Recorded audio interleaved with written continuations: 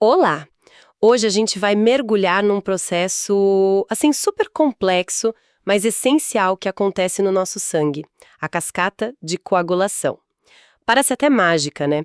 Como o corpo para um sangramento, mas tem toda uma ciência por trás, uma sequência de eventos bem fascinante.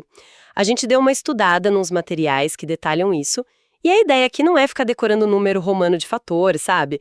Mas sim entender a lógica, como as peças se encaixam, a importância de tudo isso. Bora desvendar essa cascata? Com certeza. É um sistema incrível, né? Fundamental para a gente sobreviver a um corte, por exemplo. Vamos dar uma olhada nas vias principais, como elas começam, como interagem e por que entender isso é tão crucial, tanto no dia a dia do corpo quanto na medicina. É tipo uma coreografia molecular, bem precisa. Gostei da analogia. Então, para começar, imagina que no sangue tem um monte de proteína flutuando, né? Isso. Pecinhas esperando a hora de agir. São os fatores de coagulação. A maioria vem lá do fígado, ficam ali quietinhas, inativas. Exato. São os protagonistas dessa história. E para facilitar o entendimento, a gente costuma dividir o começo em duas vias, a intrínseca e a extrínseca. Claro que na prática elas se misturam, conversam, mas essa divisão ajuda a gente a entender o que dá o start, sabe? Os gatilhos. Entendi. Então vamos pela intrínseca primeiro. O que acorda ela? A via intrínseca ela é ativada quando o sangue entra em contato com algo que não deveria estar ali, num vaso sanguíneo lisinho, saudável. Pensa assim, o vaso se machuca, expõe o colágeno que fica embaixo das células de revestimento, ou até mesmo um contato com superfícies de carga negativa. As próprias plaquetas que já estão ali, começando a se juntar no local, também servem de superfície. Então é tipo um sinal de alerta. Opa, superfície estranha aqui. E aí começa a reação em cadeia. Exatamente. O primeiro passo é a ativação do fator 12. Ele vira fator 12A. Esse A minúsculo significa sempre ativado. E a partir daí, a coisa ganha velocidade. E aqui tem aquele ponto super importante, né? A tal da amplificação. Fundamental. É o que faz a cascata ser tão eficiente. Uma molécula de fator 12A não ativa só uma do próximo fator, o X. Ela ativa várias. E cada XI ativa muitas do IJA, e assim por diante. É como um boato que vira um falatório geral em segundos. Entendi. Garante uma resposta forte e rápida, mesmo com estímulo pequeno. Isso. Mesmo que a lesão inicial seja pequena, a resposta é robusta. Agora, uma coisa que sempre me confundiu quando estudei isso, a numeração. Fator 12 ativa o X, que ativa o IJ. Cadê o X? E o 8 aparece aqui também. A ordem não bate. Ah, isso é clássico. É uma pegadinha histórica, né? Os números romanos, eles não seguem a ordem da cascata em si. Eles seguem a ordem em que os fatores foram descobertos pelos cientistas. O fator 1, que é o fibrinogênio, lá no finalzão, foi um dos primeiros a ser achado. Por isso, número 1. O X12, que começa a via intrínseca nos testes, foi descoberto bem depois. Ah, faz sentido. A ciência descobrindo aos pedaços, né?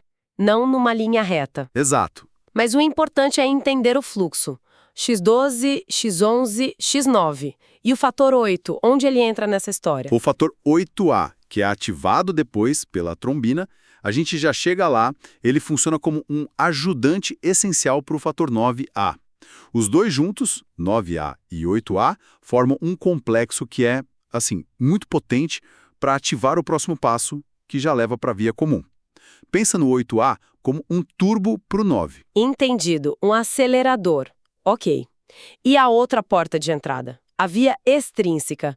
Qual é o gatilho dela? A via extrínseca tem um gatilho bem diferente e super potente.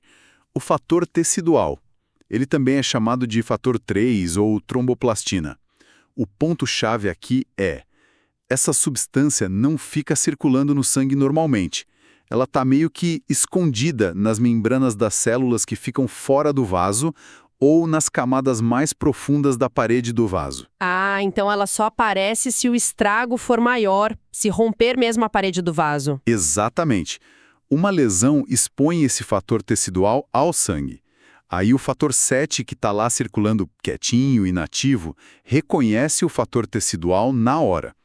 Ele se liga ali e nesse processo já se ativa virando fator 7A. Esse complexo fator tecidual plus 7A é um ativador, assim, rapidíssimo e muito forte do próximo passo, que também vai dar lá na via comum.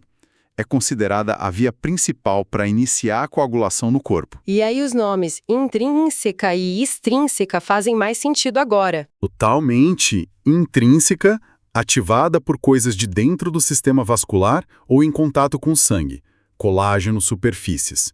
Extrínseca, depende do fator tecidual, que vem de fora, das células ao redor da lesão. A origem do gatilho, né? Perfeito, clareou bastante. Então temos essas duas vias de início, intrínseca pelo contato, extrínseca pela lesão tecidual, e as duas vão para o mesmo lugar, certo? Um ponto comum. Correto. As duas, com suas particularidades de início e velocidade, têm o mesmo objetivo principal: ativar o fator X, transformar ele em fator XA. Quando o fator XA aparece, a gente entrou na chamada via comum da coagulação. É o ponto de encontro. E o que esse fator XA faz de tão especial? Ele não age sozinho. Ele precisa de um parceiro, um cofator, que é o fator V.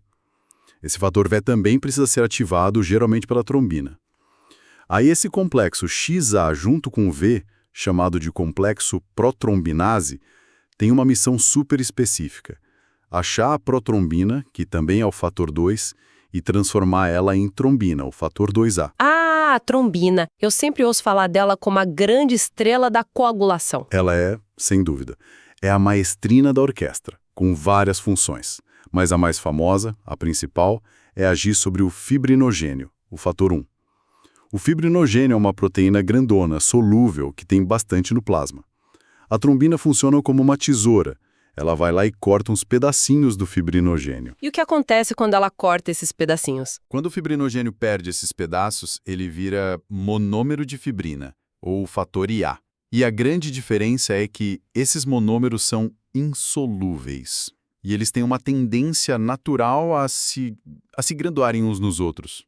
Espontaneamente. Exato. Eles se polimerizam, formam fios longos de fibrina, e esses fios vão se entrelaçando, criando uma rede, tipo uma malha mesmo. Essa rede de fibrina se forma em cima do tampão de plaquetas, que já estava lá, e prende mais célula do sangue, formando o coágulo final. É o cimento que deixa tudo sólido ali. Que incrível! Uma simples cortadinha e a molécula muda completamente de comportamento.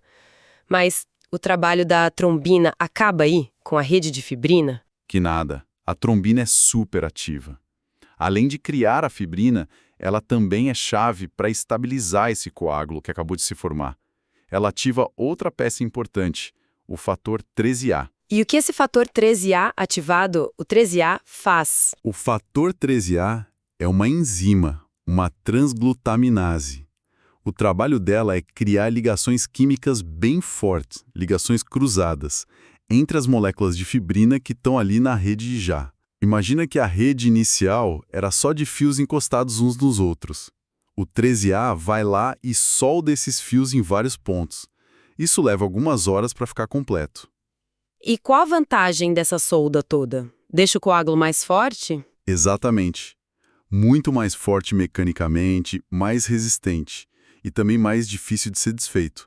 E isso tem aquela consequência clínica importante que a gente falou. Sim, a questão dos remédios para dissolver coágulo, né? O tempo. Isso. Depois de umas 4 a 6 horas, quando o fator 13A já fez esse trabalho de reforçar o coágulo, ele fica muito mais resistente aos medicamentos trombolíticos, tipo TPA, usado no infarto, no AVC. Entendi. Por isso a urgência nesses casos. Se demorar demais para tratar, o remédio pode não conseguir mais dissolver aquele coágulo super estabilizado. Tempo é vida, literalmente. Faz todo sentido. Perfeito. E só para amarrar tudo, tem mais um detalhe crucial para a cascata funcionar bem. Várias dessas etapas importantes, tipo a ativação do X, a ativação da protombina, elas não acontecem direito no sangue líquido soltas. Elas precisam de uma plataforma. Uma plataforma? Como assim? Elas dependem muito de duas coisas juntas. Primeiro, superfícies de fosfolipídios com carga negativa. Quem fornece isso? As membranas das plaquetas que foram ativadas lá no local da lesão. E segundo, íons cálcio, o Ca++. O cálcio funciona como uma ponte, ajudando os fatores de coagulação a se ligarem nessas superfícies negativas das plaquetas. Ah, então a plaqueta não só faz o primeiro remendo, mas também oferece o palco para a cascata acontecer de forma eficiente e no lugar certo. E o cálcio ajuda a grudar os atores nesse palco. Ótima analogia. Sem essa superfície e sem o cálcio, as reações seriam lentas demais. Isso garante que a formação de trombina e fibrina aconteça de forma maciça bem ali onde precisa, na lesão, e não pelo corpo todo.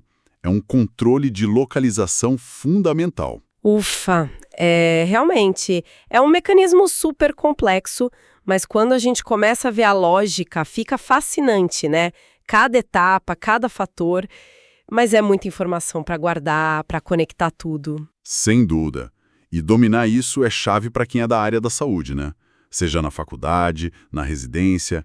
Entender a coagulação é base para tanta coisa. De exame a remédio, de doença hemorrágica a trombose. Exato. E por falar em dominar conteúdo complexo, para quem está nessa batalha, estudante, precisando não só entender, mas fixar, revisar essas coisas tipo a cascata, ter a ferramenta certa ajuda demais.